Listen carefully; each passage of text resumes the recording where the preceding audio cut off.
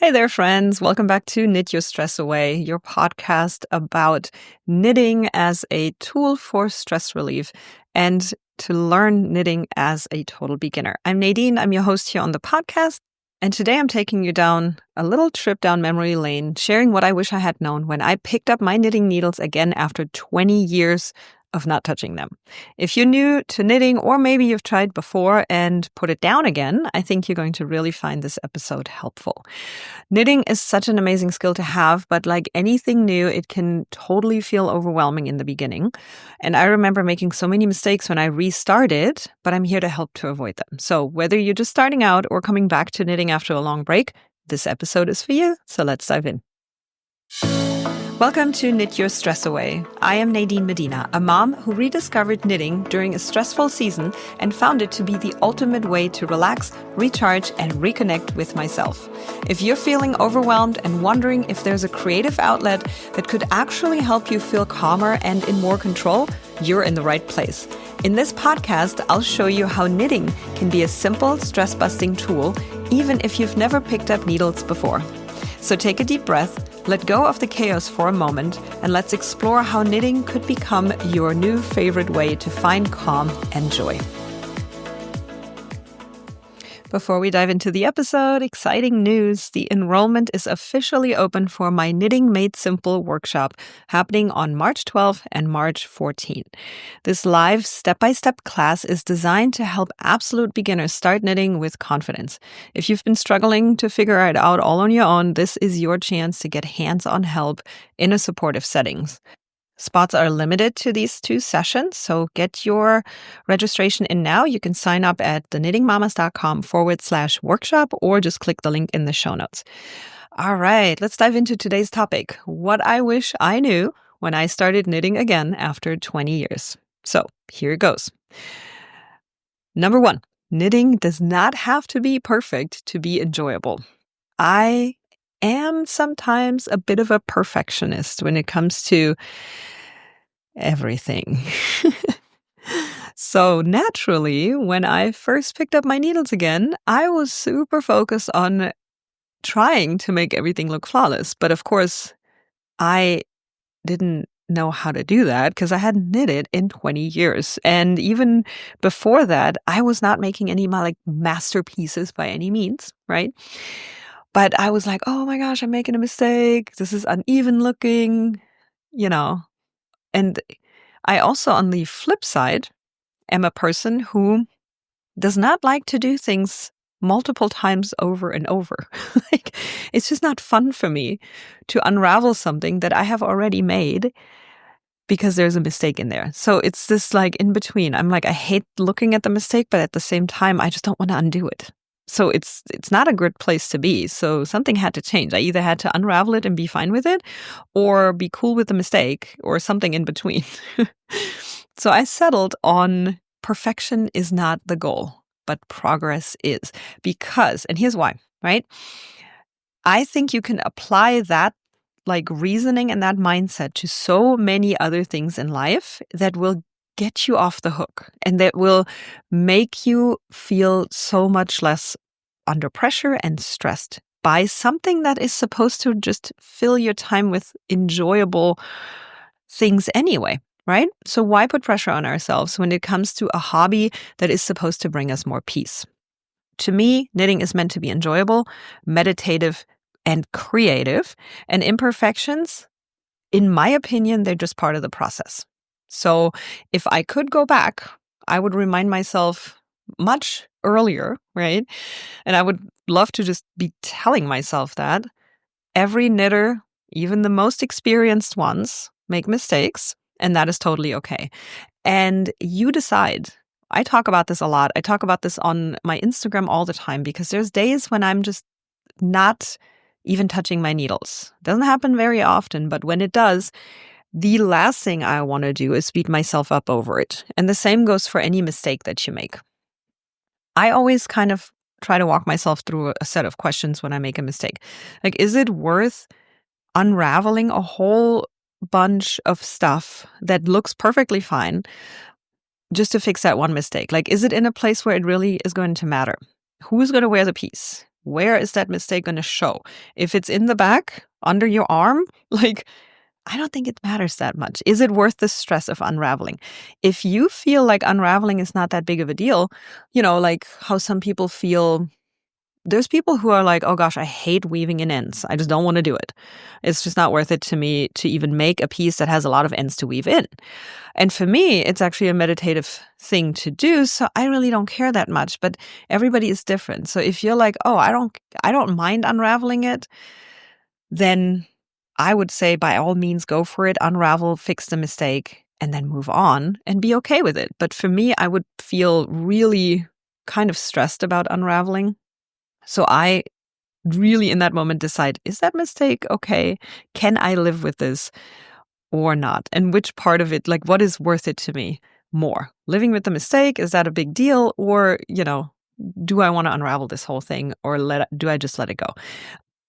And I mean, that's just really up to you. But I do really find that adopting this mindset where you really look at it as a progress, a process, and something that's supposed to bring you joy versus like putting more pressure on you in terms of perfection, it can be applied to many areas in your life or our lives really, where we can just kind of loosen up maybe sometimes and be like, you know what? It's not that big of a deal. I feel like we will just be so much happier adopting that kind of mindset in multiple areas of our lives.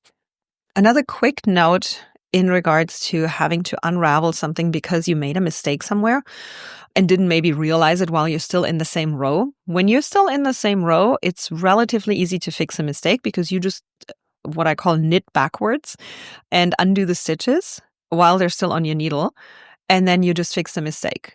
There's also a couple of ways to undo a stitch down a couple of rows, but it depends on the pattern that you're knitting, if that is harder or easier to do.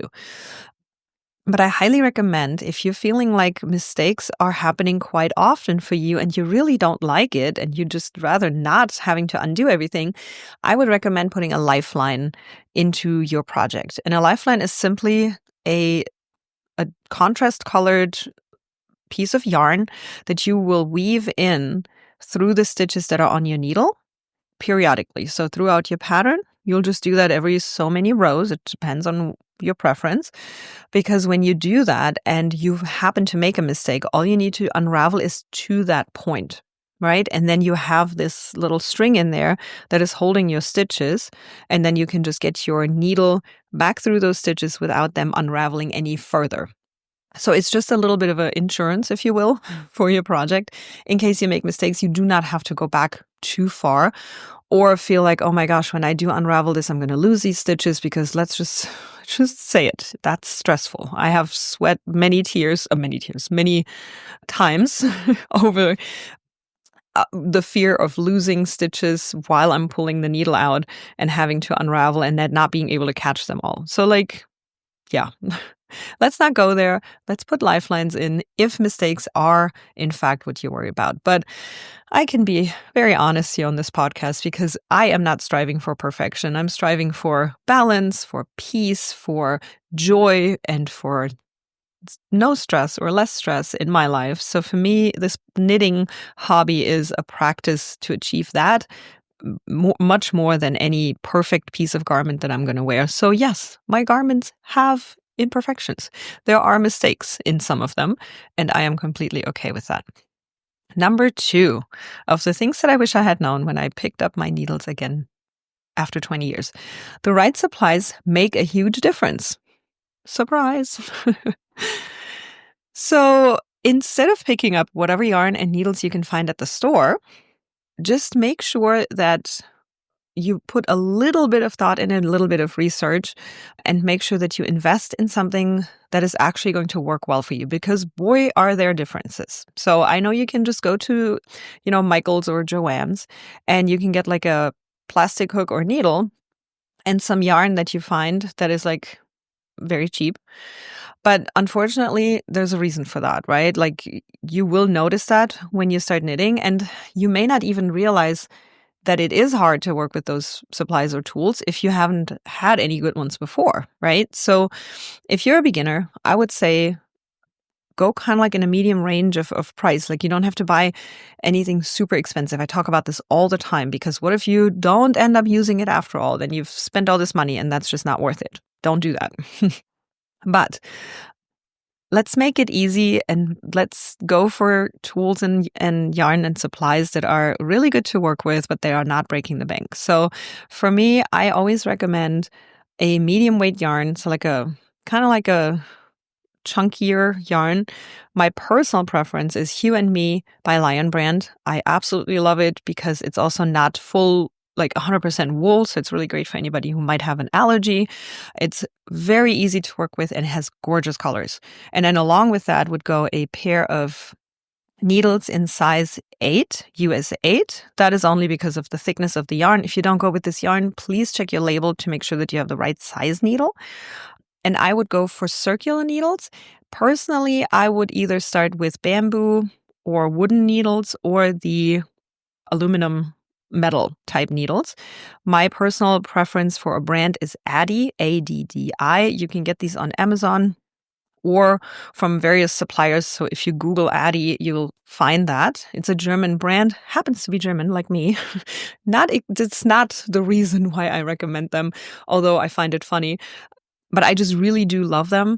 There's a couple of high quality brands out there, but this one I find it in a good range for the price. But again, if you would prefer to use a wooden or bamboo needle, I still recommend a circular needle. In my opinion, it is much easier on the hands. It's so much easier to work with. So find what works for you, but definitely don't go with the first thing that you see.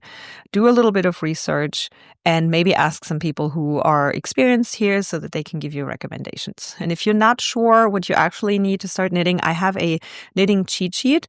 It can be a total lifesaver when it comes to this stuff. It breaks down all the essential tools, including all the knitting abbreviations and lingo that might confuse you and confuzzle you in the beginning. So you can grab it for free at theknittingmamas.com/start. Okay, speaking of knitting lingo, number 3.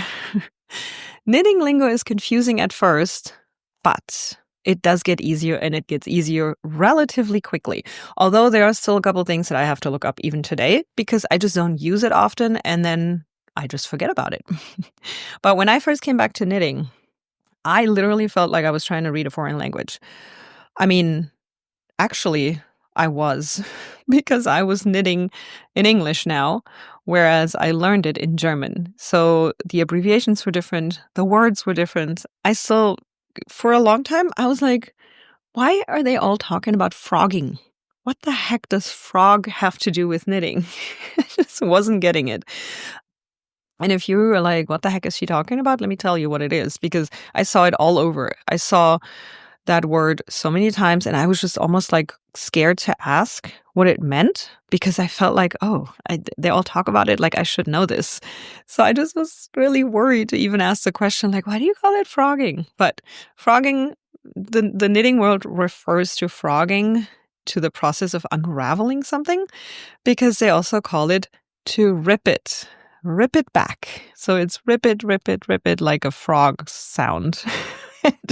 To me, I was like, wow, okay, so that's a stretch. But hey, now I use the word too. It's too funny. But if you've looked at a knitting pattern and were like, whoa, and you felt completely lost, you are definitely not alone. And I wish I had known that it's okay to take it one step at a time back then. I was just like, my gosh, why do I not know this? Like, I used to do this.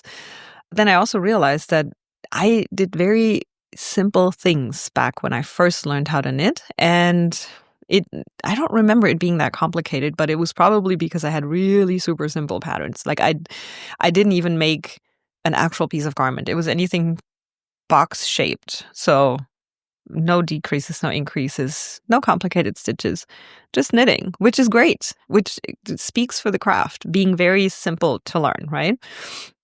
But good news is you do not need to know all the terms right away. And again, the knitting cheat sheet is here to help you decode most of it, not all of it. It's just one page of a glossary in there, but that page holds a ton. So it definitely gets you off to a great start.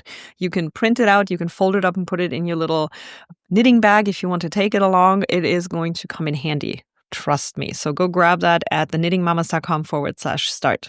Okay, and then last but not least, learning with others makes everything easier. When I first got back into knitting, it was the pandemic. There was no one here.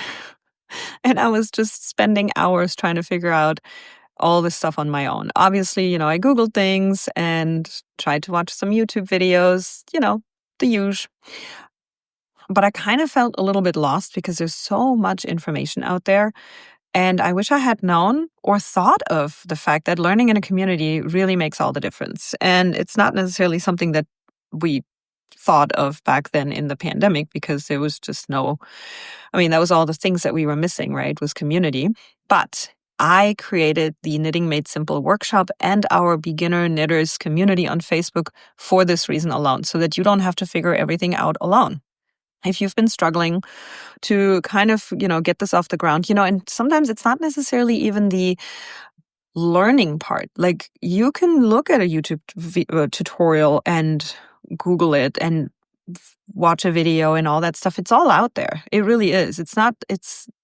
There's an abundance of information about this, right?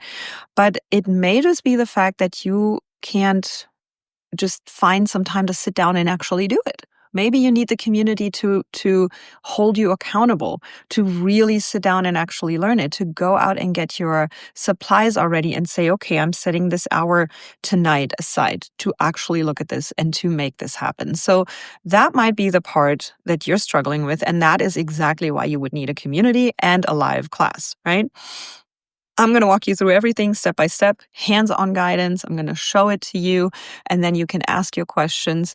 Or if you want to figure it out on your own, that's totally cool as well. You can grab my guide. It is still $17 at this point. At the time of the recording anyway, it is $17.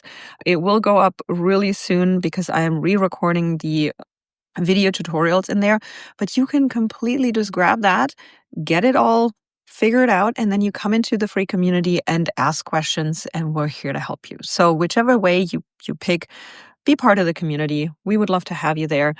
You can find us at theknittingmamas.com/group, and then just request access to the group, and I'll be there to get you in, and then we can go from there. So don't forget, check out the workshop, theknittingmamas.com/workshop. It's on March 12th and March 14th. First date, we have 7 p.m. EST, and the second date, it's going to be at 12 p.m. EST.